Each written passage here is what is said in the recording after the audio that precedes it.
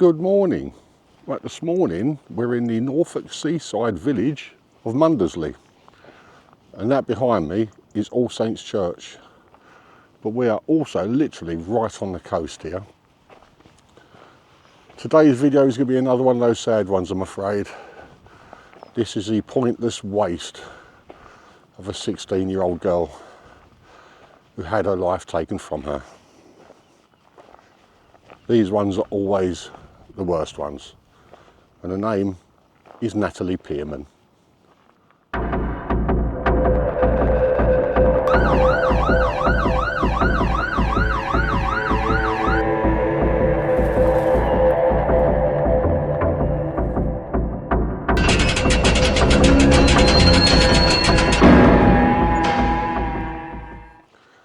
Natalie Pearman, she was found in a lay-by up by Norwich. Unfortunately, she was a lady of the night, a prostitute. But unlike many of the cases I've done in the past, I don't think this one was due to drug addiction. I think she liked the money. But anyway, what I'll do is I'll spin you around.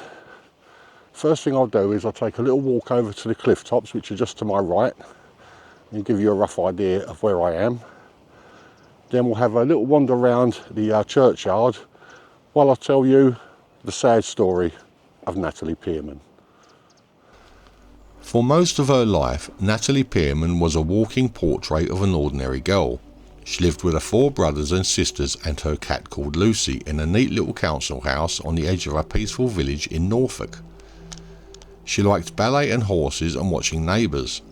She was good at drawing and painting, and she had the idea that when she grew up she hoped to join the Royal Air Force and see the world. Her family were no different from any other.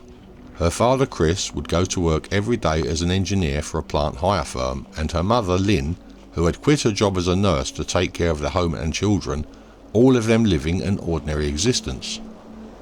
Then everything changed. Well, at least Natalie did. Natalie had become a teenager and decided to change everything about herself. She changed her hairstyle and colour. Her likes and passions had changed, as had her friends, and even her name, and nobody knew why. In place of the skinny little schoolgirl with the mousy brown hair, there now stood a willowy blonde who called herself Maria. She started drinking, smoking, and dabbling with drugs. She turned into a stranger in the family home. She didn't have anything to do with the rest of her family.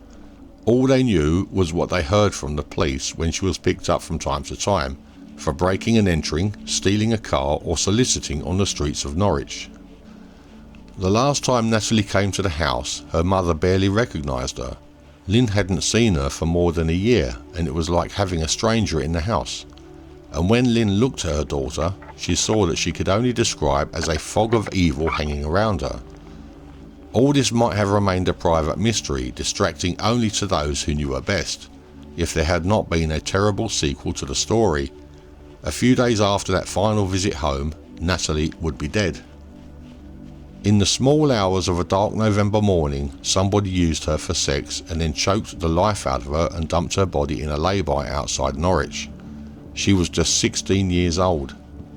In many ways, it seemed to be a classic story of self-destructive youth, corrupted by drugs and the constant need for money to fund them.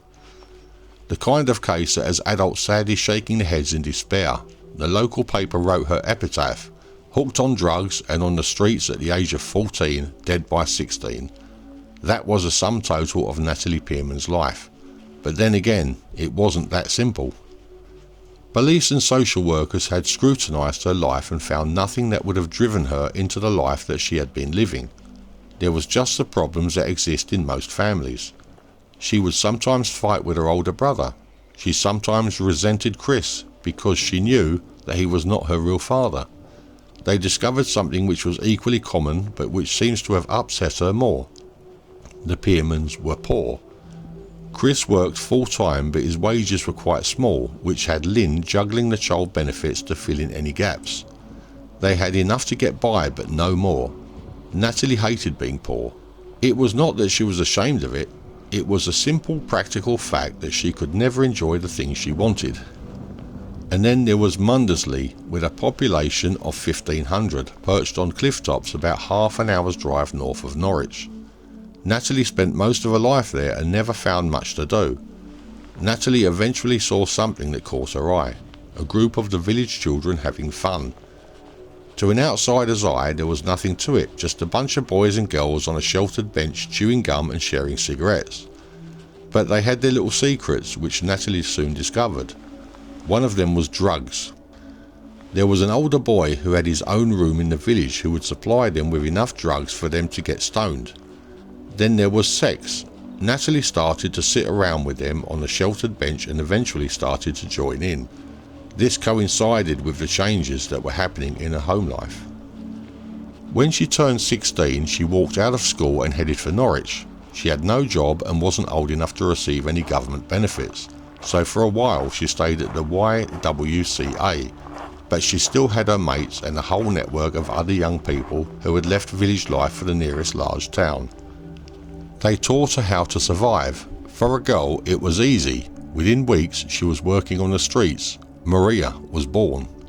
She used to stand outside a pub called the Ferry Boat, which was in a part of Norwich prostitutes referred to as the Block. She wasn't poor anymore. She was pulling in £500 a week and spending it on videos, clothes and anything else she wanted. When she went back to Mundesley to see her mother on that last visit just before she was killed, she wasn't interested in going home. She went back to collect her birth certificate because she wanted to get a passport and go off to France or Spain. The very next night she was back on the block. Just before midnight a taxi driver picked her up and used her for half an hour. At around 1 in the morning she was picked up by another customer. Then just after 3:30 AM a lorry driver who was working his way down a narrow road to the northwest of Norwich spotted a bundle of clothes in a lay-by. He stopped to look and in the lights of his lorry he found Natalie Pearman stripped from the waist down, scarlet bruises around her neck. The police set up the biggest inquiry in the history of Norfolk, but the killer eluded them. They collected her property and found she had acquired almost nothing. A few tacky dresses, some makeup and a little box in which she had kept the medals she had once won for ballet. Just the possessions of an ordinary girl. No one has ever been convicted of this poor girl's murder. The case remains unsolved. Natalie Pearman was buried at All Saints Church in Mundesley, Norfolk, which is where we are today.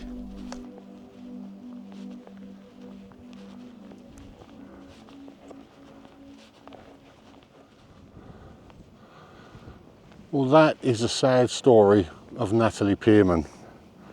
Now, I wanted to do this story for two reasons, really. The first reason is someone might actually watch this video and it might jolt somebody's memory.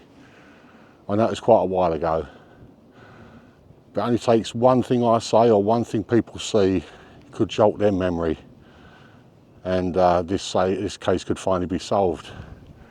The second reason, the pub mentioned in the video, the Ferry Boat Inn, or I think it's the Ferry Boat or something, like a paddled boat, something like that. The landlord of that was our old friend, Steve Wright. He was the landlord of that pub on the night Natalie Pearman went missing. And he's obviously the one responsible for killing the 5 prostitutes in Ipswich. He's also under suspicion for a number of other cases in the Norwich area, because he lived in Norwich before he lived in Ipswich, and there's a few missing teenagers, prostitutes and whatever from Norwich. But anyway, what I shall do is I shall spin you around. Oh, this church, by the way, is 14th, 15th century. Beautiful church. Anyway, what I shall do is I'll spin you around and we'll go and see if we can find her final resting place together. I did actually walk over a little while ago. I had trouble finding it first because I didn't even realise this new bit existed, even though I walked across that little pathway there to go and have a look at the cliff tops, which I showed you at the beginning of it, and I didn't even notice these graves here. But I wandered around the whole churchyard, did nothing. Went back to my car, had a look at a picture, and noticed this brown fence in the background. And that helps me find Natalie's final resting place. which is, if I'm right, up here in front of us. And that was a kind of a book design. Yes, this is the one right in front of us now.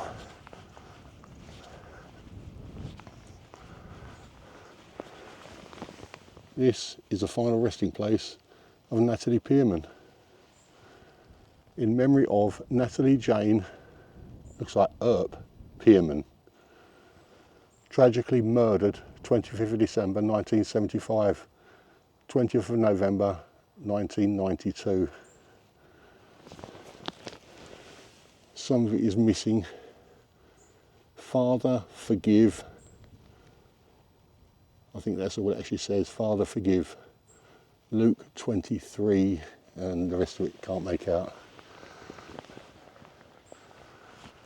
But that is the final resting place of Natalie Pearman, whose case remains to this day unsolved.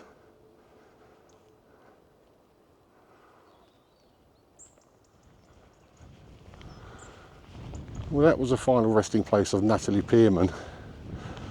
Now the headstone is already starting to lose its writing, so it looks like she may eventually disappear into the mists of history and become a forgotten murder victim.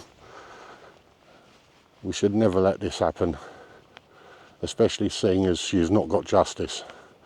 Neither does her family and friends. But anyway, it's a beautiful morning, and I'm going to make my 2.5 hour drive home now. I'm not sure if it's going to rain or not, but anyway, that is it. Me, Darren, from All Saints Church in Mundesley, Norfolk. I will see you on the next one, so thank you all very, very much for watching. Bye bye for now.